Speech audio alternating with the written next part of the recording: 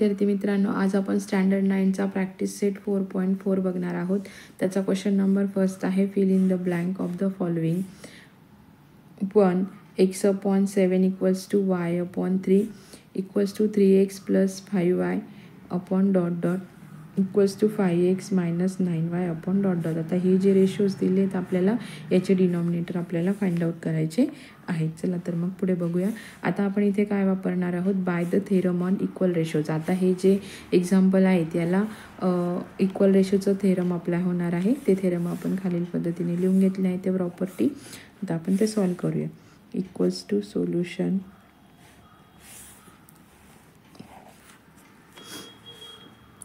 इथे x/7 equals to y/3 equal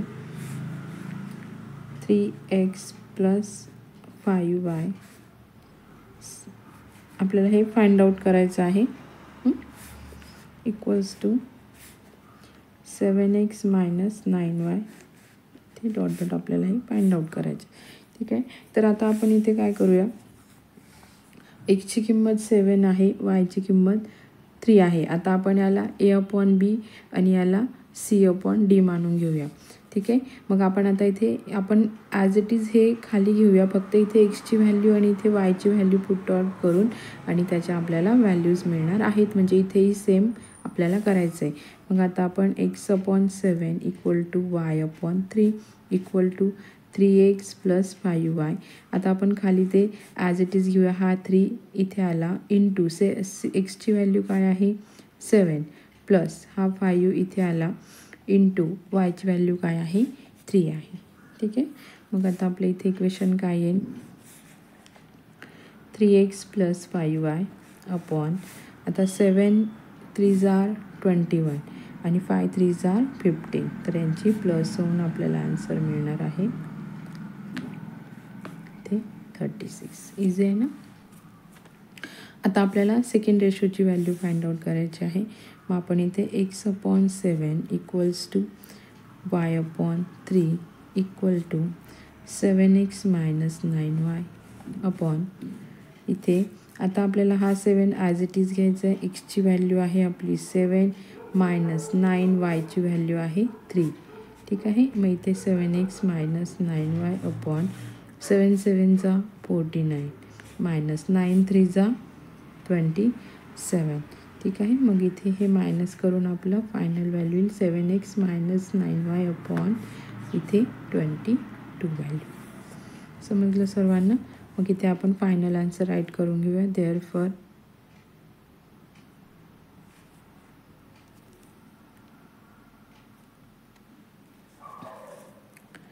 x/y equals to x/7 y/3 equals to 3x + 5y upon 36.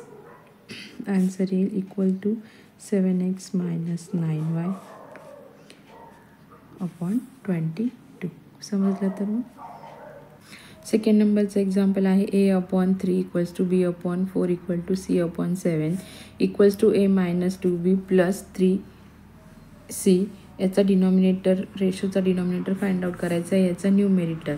ठीक आहे. तर मग आता आपण हे इथे पण आपल्याला इक्वल रेशोचं थेरम लागू होणार आहे. आपण त्या पद्धतीनेच हे सॉल्व करत जाऊया. आता a/3 equal to b/4 equal to c/7 equals to a - 2b + 3c. आता आपल्याला याचं डिनॉमिनेटर फाइंड आउट करायचे आहेत.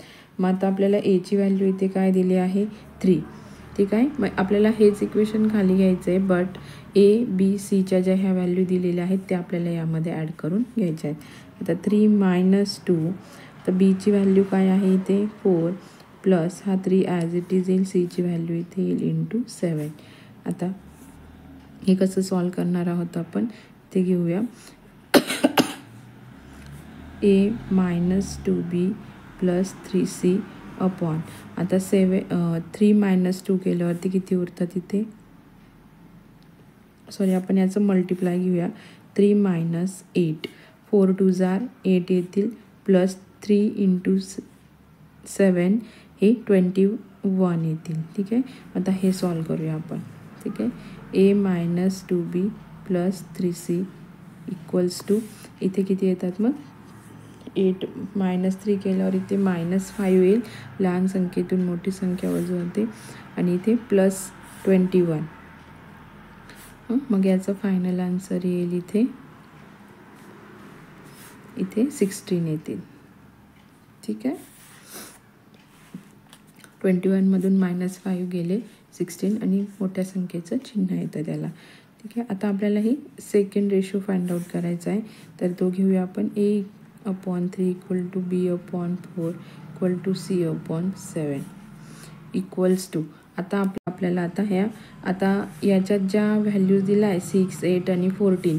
आता एची व्हॅल्यू 3 आहे, इथे 6 आहे. मग 3 2 जा 6 येतो. इथे 4 आहे म्हणजे 4 2 जार 8 आणि 7 2 जार 14. म्हणजे इथे जी आपली कॉमन व्हॅल्यू येते ती येते 2.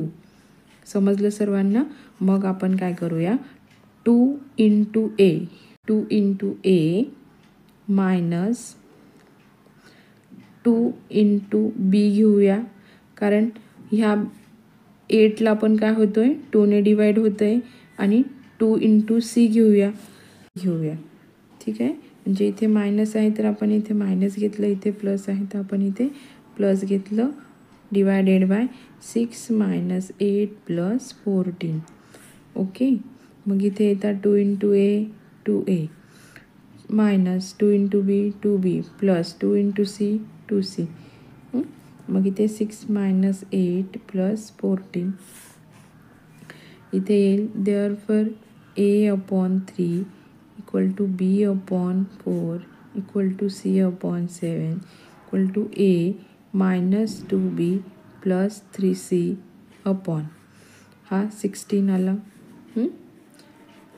इक्वल्स टू आपल्याला आता हे वरचं शोधायचं होतं तेही मिळालं आपल्याला 2A - 2B + 2C अपॉन 6 - 8 + 14 हे आपल्याला शोधायचं होतं. ठीक आहे. समजलं सर्वांना. सेकंड नंबरचं एक्झाम्पल आहे 5m - n = 3m + 4n. Then find the values of the following expression. तर फर्स्ट एक्सप्रेशन काय m² + n² upon m² - n². ठीक आहे.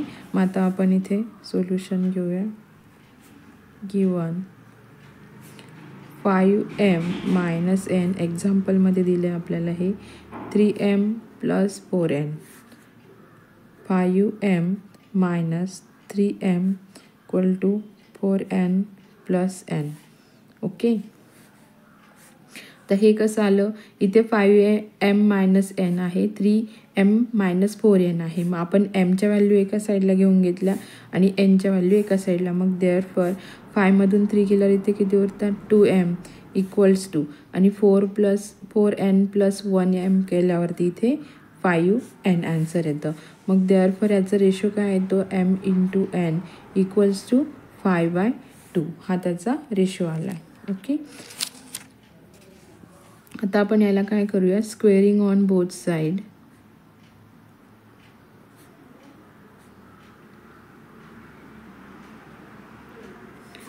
Equal to m² upon n² म्हणजे 5चा स्क्वेअर किती येतो 5 5 जार 25 2 2 जार 4.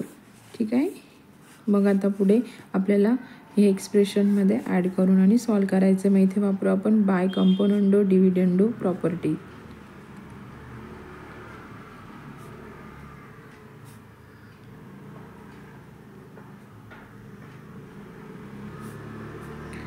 m² + n² upon m² - n². ठीक आहे. आता हे जे आपण नंबर्स आहे हे पण कंपोनंडो डिव्हिडंडो प्रॉपर्टीप्रमाणे 24 + 4 25 + 4 इथे येईल 25 - 4. Therefore m² + n² m² - n² equals to इथे 29/21. Therefore m² + n² m² - n² ratio येईल 29 ॲज 21. सिंपल आहे ना. सेकंड नंबरचं एक्झाम्पल आहे 3m + 4n upon 3m - 4n. ठीक आहे. मग इथे आपल्याला रेशो किती मिळाला आहे, m/n चा 5/2. ठीक आहे. हे आहे आपलं from 1. Okay. Multiplying both side by 3/4. आता याचा काय रेशो आहे, हा ए आणि हा बी मानू 3/4 येईल याचा. मग आता आपण याला 3/4 ने मल्टिप्लाय करून घेऊया.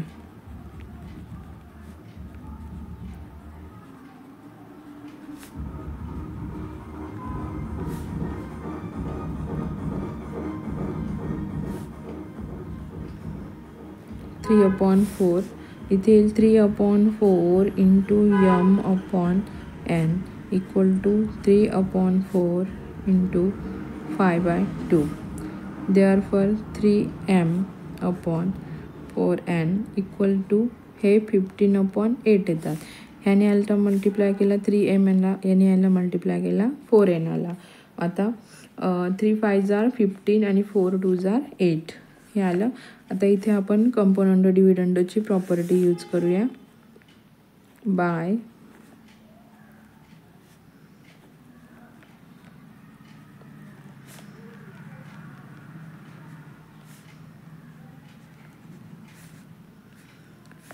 (3m + 4n upon 3m - 4n equals to 15 + 8 आणि 15 - 8. Therefore 3m + 4n upon 3m - 4m equal to ची प्लस केल्यावर इथे 23 येतो आणि इथे 7 येतो. मग याची रेशो येतो 23/7. समजलं सर्वांना. आता 3 नंबरचा सब क्वेश्चन आहे. First, if a is equals to in bracket y + z bracket complete equal to b in bracket z + x bracket complete equal to c in bracket x + y bracket complete and out of a b c no number 2 of them are equal then show that y - z upon a in bracket b - c bracket complete equal to z - x upon b in bracket c - a bracket complete equal to x - y upon c in bracket a - b bracket complete. ठीक आहे. आता इथे solution गिवनमध्ये घेऊया आपण.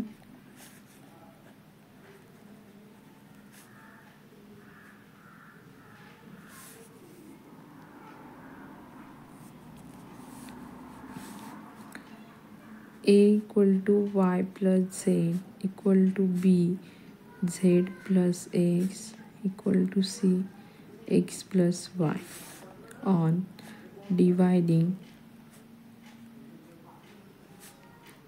by a b c. Therefore a equal to y + z upon a b c. आता हे जे सर्व आहेत त्याला आपण a b c ने डिवाइड करून घेऊया. b z + x upon a b c equal to c x + y upon a b c. Therefore y + z b c. आता हा a कट झाला, हा b कट झाला, हा c इथे कट झाला. राहिलेल्या टर्म्स आपण राईट करून घेणार आहोत. z + x a c equal to x + y a b. Let each ratio is equal to k by theorem of equal ratio. k is equal to x + y - z + x. आता आपण ह्या रेशोप्रमाणे सर्व त्याची मांडणी करून घेऊया. एक्स प्लस वाय आणि Z plus x, म्हणजे आपण ह्या दोन टर्म एकत्र घेतलेल्या आहेत इक्वल्स टू. आता हे ब्रॅकेट सॉल्व करून घेऊया. X plus y minus z minus x, plus minus इथे मायनस येतो, अपॉन ए इथे बी मायनस सी येईल. B minus c a common आपण हा बाहेर काढून घेतला आहे. इथे y minus z upon a b minus c, याला आपण इक्वेशन नंबर 1 देऊया. ठीक आहे. के इज इक्वल टू, आता आपण हे दोघं एकत्र करूया,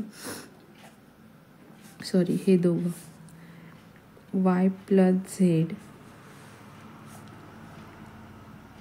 minus x plus Y upon B C equals to Y plus Z minus X minus Y. हा minus Y plus X cut होऊन जातो, इथेही मायनस वाय हा प्लस एक्स कट होतो, इथे बी कॉमन येतो आणि सी मायनस ए येतो. ते उरतात आपलं z minus x upon B c minus a. हे सेकंड नंबरचं इक्वेशन घेऊया. ते थर्ड घेऊया. K is equals to z plus x minus Y plus z upon a c upon B C equals to z plus x minus y minus z a minus b equal to x minus y c a minus b. हे आपले equation number third. हे plus Z minus z cut झाला, यातला C common आला आणि ए minus बी हा आपण इथे ब्रॅकेटमध्ये घेतला. ठीक आहे. मग आता आपण इथे घेऊया from first second and third y minus z upon a b minus c equal to z minus x upon B c minus a equal to x minus y upon c a minus b. Okay, समजलं सर्वांना?